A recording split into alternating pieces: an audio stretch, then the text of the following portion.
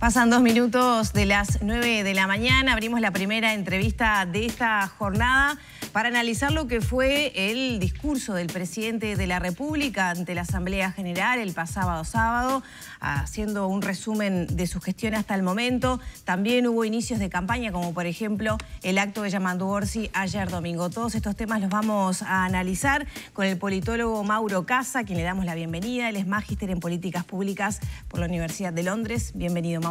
Bueno, muchas gracias por la invitación. Buenos días para todos, para todos. Gracias por venir a conversar con nosotros. Bueno, en líneas generales, ¿cuáles fueron tus primeras valoraciones de este discurso del presidente? Bien, creo que al presidente le tocaba una parada difícil, ¿no? En un contexto en el cual viene de un año complicado, la calle Pou, un año que estuvo bastante atravesado por escándalos de diverso tipo, algunos de ellos que golpearon muy cerca, picaron cerca las balas al presidente con el tema de las cosas que sucedieron en Torre Ejecutiva, también con el sector político del herrerismo, bien cercano a la calle Pou. Y creo que el presidente en ese contexto complicado y también en el arranque de un año electoral en el cual al menos las impresiones de las encuestas y de otros estudios de opinión pública y lo que uno recoge de la propia clase política conversando en off es como una sensación de que el Frente Amplio viene fuerte para estas elecciones y que el gobierno tiene serios riesgos de no poder reelegir. Entonces todo eso hacía un combo bastante complejo en el cual creo que el presidente lo sorteó bien en materia comunicacional, al menos del tono. Las últimas apariciones públicas de la calle Pou habían sido bastante erráticas, ¿no? A fines del año pasado todo lo que fue el escándalo con Carolina H, bueno, el famoso pasé a saludar, que ahora es latiguillo de todas las murgas en carnaval, ¿no? Y los últimos episodios, el cruce con Yamandu Orsi, el cruce con Andrés Lima, como que el presidente venía medio con un tono que quizá no era el más estadista, sí, como quizá, sucedió sí. en el Me parece que Parlamento. exacto, creo que la calle Pou ahí se anota me parece como un comeback, ahí un volver a un tono mucho mejor, que a él le sienta mejor, más sí, de reivindicar sus logros, pero también como de mano tendida, de reivindicación de la democracia, de la convivencia, de la cohesión. Creo que en ese sentido, a nivel de tono, fue un buen discurso. Obviamente, luego entramos siempre en la polémica de las cifras y de las discusiones finas.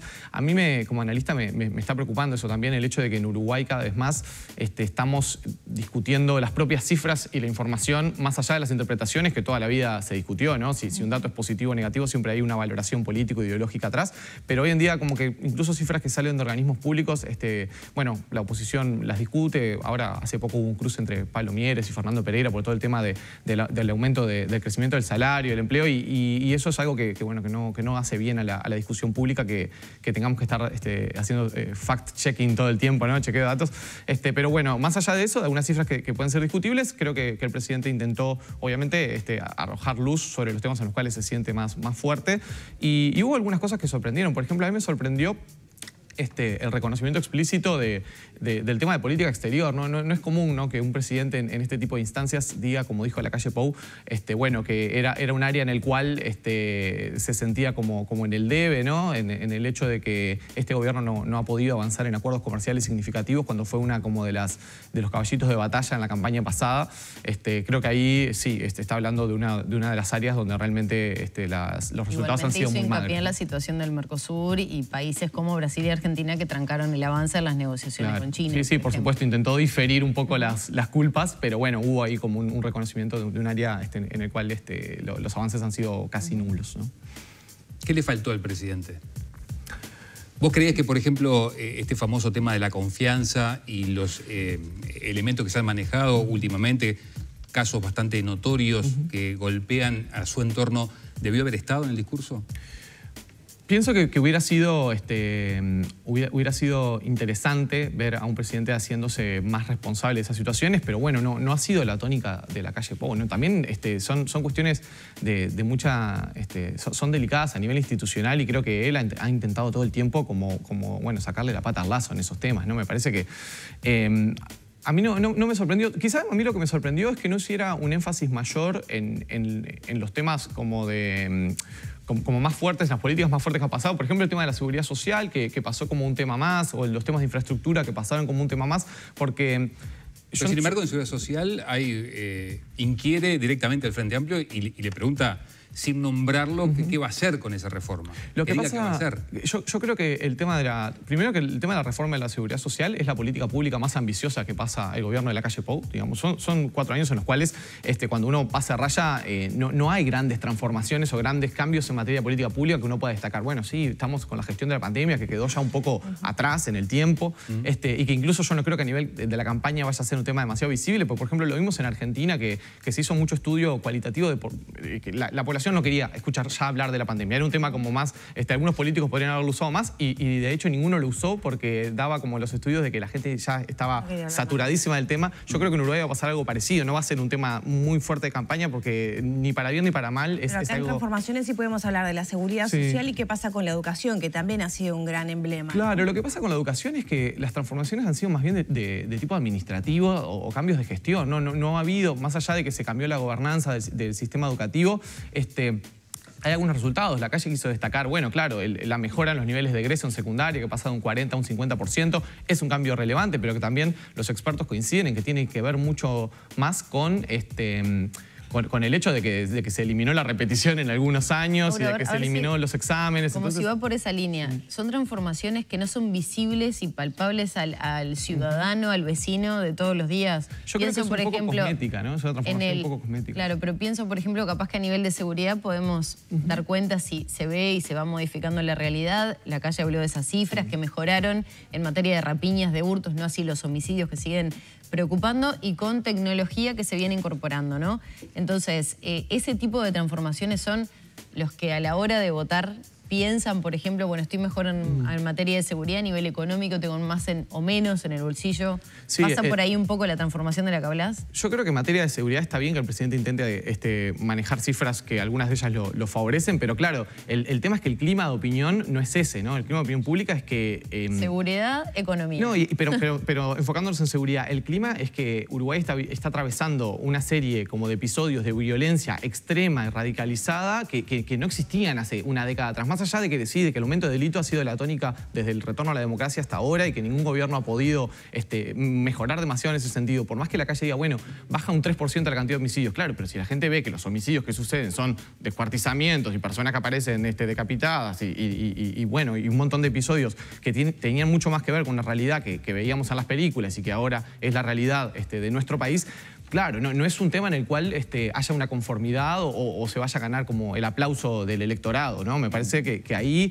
Aunque las cifras que él muestra y que son los observatorios marcan un descenso. Claro, porque las cifras, o sea, marcaron un descenso de homicidio de un 3%, estamos hablando de un número prácticamente marginal comparado con 2019. Claro, podemos estar hablando de 2 o 3 casos, ¿no? Si estamos hablando de un 3%, cuando los casos que suceden son de una virulencia inusitada y que impacta, ¿no? Y bueno, cuando suceden otros episodios lamentables como el asesinato de niños. Me parece que ahí, yo creo que la calle Pou llegó hasta el punto del dato, pero bueno, estuvo pillo, digamos, estuvo listo en decir, bueno, no, pero esto no nos conforma y evidentemente hay mucho para trabajar allí. Lo mismo en materia económica que vos me consultabas, a mí me parece que ahí también tenemos como una discusión grande como de cifras y de relatos, porque hay cifras que son notoriamente positivas, ¿no? El descenso de la inflación es notorio, la mejora en algunos puntos de déficit fiscal es notorio, pero claro, eso se contrapone con otras cifras que obviamente la oposición y los movimientos sociales le tratan de también tirar encima al presidente, que tienen que ver con la pobreza infantil, con el aumento de la desigualdad, con otros indicadores que son económicos, pero más de corte social, el aumento de la cantidad de personas en situación de calle, y que esos sí son muy visibles, ¿no? Por ahí un punto más o menos de inflación no es tan visible como ver 3.000 personas durmiendo en las calles de Montevideo, ¿no? Mauri, justamente te quería preguntar por eso, ¿no? Como el equilibrio político de esto, como lo simbólico. Este discurso se inscribe en un tablero político muy particular, inicio de campañas, etcétera. ¿Qué advertís tú a propósito de la llamada grieta, ¿no? Hubo una pasada de factura a los gobiernos anteriores en el discurso, pero en la palabra también hubo, digamos, términos conciliadores, estaba la oposición presente, aplaudieron en algunos puntos. ¿Cómo ves tú que se inscribe en esto? Y agrego lo que vos decías más adelante, más temprano, relatos muy opuestos que muchas veces acá nos pasa, ¿no? Que los invitados, bueno, ¿con qué se queda la gente? Vos me decís negro y el otro me dice blanco. ¿Con qué se queda la gente? Yo creo una cuestión en el tema de, no solo de la convivencia democrática, sino del funcionamiento del gobierno, es que la calle intentó también como tirarle unos centros a los socios de la coalición, ¿no? Nombró a Robert Silva y a todo el equipo del Partido Colorado que trabajó en la transformación educativa, nombró a Gurméndez, nombró a Daniel Salinas, el ex ministro de Cabildo Abierto. Claro, también es un contexto donde la coalición como tal, bueno, está logrando llegar al final del mandato, pero bueno, bastante con la lengua para afuera, ¿no? Digamos, porque por lo menos en el último año los episodios con Cabildo Abierto, desde la destitución de Irene Moreira del Ministerio de Vivienda y todo, han hecho que para el gobierno ha sido muy cuesta arriba los últimos meses el trabajo parlamentario, particularmente con Cabildo Abierto. Parece que ahí la calle Pou intentó ser amable con sus socios de la coalición. Pero eso no es un logro destacable ese cuando se decía que la coalición no iba a llegar, que se iba a romper y finalmente está terminando el mandato con todos, más allá de estos vaivenes que tú decís. ¿No es un logro político para el presidente ese? Sin duda, yo creo que sí. Yo creo que para la calle Pou, una de las cuestiones, uno puede separar, hasta ahora hablábamos un poco de las políticas públicas, ¿no? De los resultados concretos. Ahí me parece que hay algunos resultados mejores que otros, pero en sí, si uno pasa raya, me parece que la síntesis es bastante magra. Pero si uno mira a nivel más de político, de juego político, de funcionamiento, bueno, el presidente ha demostrado una habilidad notoria, ¿no? Para poder mantenerse en el centro de la agenda, para poder mantener bastante control sobre la conversación pública. Tuvo durante un par de años a la oposición bastante acorralada y sin hacer pie. Eso también es un mérito del presidente. Y haber mantenido una coalición recontra difícil, ¿no? Y que no tenía antecedentes en Uruguay, una coalición de 5 partidos. ¿Por qué decís que es bastante magra el logro en materia de políticas públicas? Y por lo que comentaba, me parece que si uno pasa raya se va a encontrar con que, bueno, la reforma de la seguridad social es una reforma importante que queda para el futuro, más allá de que el próximo gobierno, si es del Frente Amplio, va a intentar modificarla o derogarla o lo que sea, pero luego uno encuentra algunas mejoras en indicadores que son relativos. Uno no ve una agenda de transformación, por ejemplo, como se vio en algunos momentos del país, como puede haber sido el primer gobierno de Tabaré Vázquez o la segunda presidencia de Sanguinetti, por nombrar casos de distintos partidos que tuvieron agendas bastante ambiciosas. Y si uno repasaba la campaña del 2019, la agenda de la calle Pou era bastante ambiciosa. Y ahí muchos temas que eran de primer orden quedaron por el camino. No sé, cuestiones relativas a las empresas públicas, cuestiones más como de fondo, de transformación del Estado, que uno no las ve plasmadas. En materia de obra pública, vialidad, por ejemplo, que fue un foco en el que puso el presidente de la República, diciendo puerto, ciudad, país, y ahí los aeropuertos que pasan a tener carácter internacional, las rutas nacionales, él decía, me sé todas las rutas de memoria prácticamente, los puentes. ¿En ese sentido no hubo una transformación que es visible para la ciudadanía? Sí, clarísimo. Creo que en materia de infraestructura es uno de los puntos altos, sobre todo este último año que, bueno, bien como a tono siendo un año electoral, ¿no? Un año de tijera y de cortar cintas. Me parece que sí, que en materia de infraestructura incluso el otro día lo reconocía el propio Fernando Pereira, ¿no? Que trataba de matizar y decir, bueno, esto se financia con deuda, trataba de tirar algún palito, pero decía, sí, es notorio que el gobierno ha invertido en rutas, en puentes, en caminería, y que eso es algo que, sobre todo en el interior del país, tiene una significancia alta, que también tiene que ver con, bueno, cuál es el electorado al cual la calle Pou responde con más firmeza. Pero volviendo al tema más del juego político, yo creo que sí, que el presidente logró un equilibrio que en 2019 parecía dificilísimo, ¿no? De poder mantener la coalición unida. Claro, la relación con Cabildo Abierto, en particular con Manini, está muy deteriorada, ¿no? Venía siendo una relación fría durante todo el periodo, pero luego el episodio de Irene Moreira es como que el presidente ahí prácticamente clausuró la posibilidad de mayores acuerdos con un partido, bueno, al haber removido a la ministra, que era además la esposa del líder del partido, ¿no? Ahora, parece ser que todos reconocen la importancia de mantener la coalición para el cumplimiento de los objetivos, y así seguirá. Sí, y creo que eso es algo que tal cual es destacable, ¿no?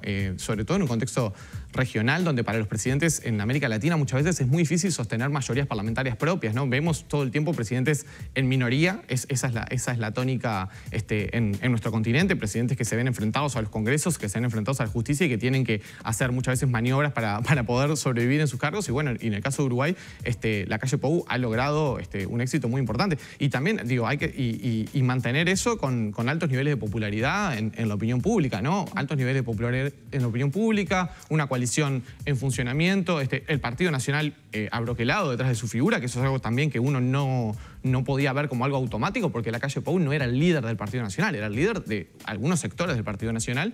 Después uno ve, no sé, también no era esperable que el Partido Colorado, por ejemplo, estuviera tan abroquelado detrás de la figura de Lacalle Pou como lo ha estado durante todo este periodo. Creo que eso le va a costar electoralmente al Partido Colorado no poder marcar algún matiz, alguna diferencia con el presidente. Pero bueno, todo eso son logros de un presidente que bueno, queda erigido como un líder político más allá de esta presidencia, ¿no? Y bueno, y si tuviéramos un contexto de reelección presidencial posible, sería una batalla mucho más reñida y donde yo creo que el gobierno ahí sí correría con ventaja, ¿no? Las críticas de la oposición están acordes al tono del discurso del sábado pasado ante la Asamblea General del Presidente. Ayer lo manifestaba el propio Yamandu Orsi en su acto de lanzamiento de campaña, que era un país que él no conocía. Sí, a ver, es muy difícil pedirle en este momento a los políticos que sean amables mutuamente, ¿no? Digamos, estamos justo comenzando un año electoral y creo que en general, bueno, Orsi en el discurso de ayer en la Plaza Lafone fue muy crítico con el gobierno, pero bueno, tampoco, me parece que tampoco se tiró al barro, no nombró los casos notorios de los problemas de corrupción y de transparencia del último año, ¿no? Como que no fue tampoco al hueso, me parece que sí intentó conectar con algunos temas que quizá no aparecen en los grandes números, como decíamos hoy, pero que sí son cercanos para la ciudadanía. A mí me sorprendió el discurso ayer de Orsi, me pareció un discurso muy a lo Tabaré Vázquez, digamos, me hizo acordar bastante. Parecía Tabaré Vázquez en 2004, ¿no? Esa cosa más de intentar ir como a lo pequeño, decir, no sé, faltan medicamentos, se nace, bueno, recibimos a muchas madres con preocupaciones por el tema de la droga. Era como bien una cuestión como de intentar ir a las historias más pequeñas y a la preocupación como a conectar con la ciudadanía desde un lugar más sensible y no tanto del macro relato de las cifras y los números. ¿Y eso por qué decís? ¿Porque se le hace difícil a la coalición de izquierda, en particular a Yamandu Orsi, atacar algunos números que, como tú decías, apuntando a la credibilidad de los organismos que lo proporcionan, son relativamente buenos? Inflación, riesgo país, desempleo. ¿Es porque no tienen cómo atacarlo?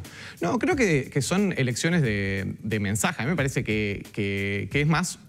por ahí vamos a ver otros candidatos haciendo eso, ¿no? Uno ve, no sé, a Vergara y lo ve haciendo esa discusión y lo ve discutiendo con Arbeleche sobre déficit fiscal. El otro día le dijo, bueno, pero lo que pasa es que la ministra corre el arco cada vez que dice, bueno, quiere decir que, o sea, la meta era una, luego cambian la meta y cuando se logra el resultado se dice que se logró cuando en realidad se corrió el arco.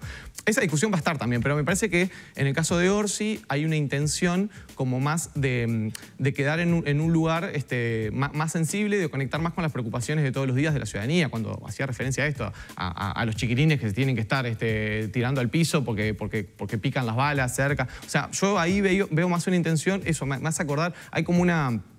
Es como una mezcla entre Mujica y Vázquez, ¿no? Hay como una búsqueda de ir a algunas referencias históricas, más a lo Mujica, hablar de Aparicio Saravia y del levantamiento del campo a principios del siglo XX, pero también esa búsqueda como de conectar con los vecinos, esa cosa bien de intendente también, ¿no? De los vecinos que nos golpean la puerta para resolver sus temas de todos los días. Yo creo que viene más por ahí, pero bueno, la campaña es larga y va a haber tiempo para todo, ¿no? Este primer tramo de campaña con estas muestras, ¿no? Orsi ayer, tendremos a Carolina Cose hoy, el discurso del presidente como insumo, ¿no? Para criticar, para apoyar o no.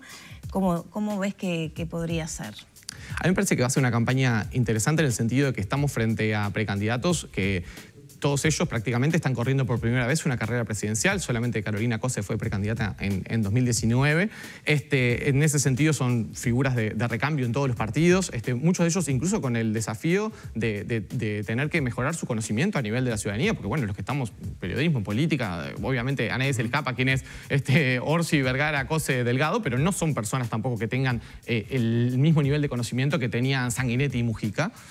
Y me parece que eso es interesante. Y a la vez, en el sentido de que algo positivo, que es que en un mundo en el cual la grieta es la tónica, ¿no? Y la polarización es la tónica, yo creo que las principales figuras que pueden llegar a ser candidatos únicos de los partidos mayores en Uruguay son personas que no se caracterizan por ser cultores de la grieta, ¿no? Si uno los pone, a ver, en una mesa de boliche a Orsi, Álvaro Delgado y Robert Silva, son tres tipos bastante normales.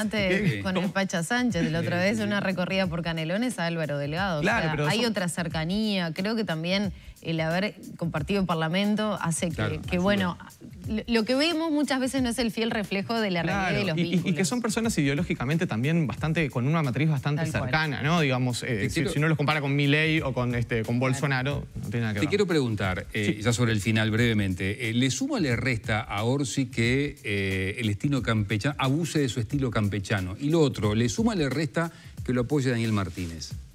Yo creo que lo del estilo campechano, hubo un video hace un tiempo atrás que estaba como medio exagerado, que todos como... ¿Crees que está exagerado? Recuerdo ese video que me pareció, a mí por lo menos, me pareció medio, che, pero a ver si no habla así. Yo soy canario, digo, lo conozco al intendente y no habla de esa manera. Pero me parece que ayer moderó, ¿no? Me parece que ayer estuvo como que encontró un tono mejor y que parecía más auténtico, más sereno y más... por eso te digo, yo no lo vi tan parecido al Pepe Mujica ayer. Me pareció más Tabaré que Mujica. ¿Y lo de Daniel Martínez? Yo creo que Daniel Martínez hoy es una figura política bastante irrelevante en el tablero nacional, al menos. Creo que para Orsi está bueno recibir apoyos de gente que no sean del MPP, porque lo convierte en un candidato... Tiene que haber puertas de entrada, ¿no? Tiene que haber puertas de entrada para que electores que no son del MPP o que no han votado al 609 puedan votar a Orsi a través de otras listas. Entonces creo que en ese sentido es positivo. Y bueno, pero en general no me imagino una gran relevancia de Martínez en esta campaña, ¿no? Mauro, muchas gracias por estos minutos. Muchas gracias a ustedes por la invitación.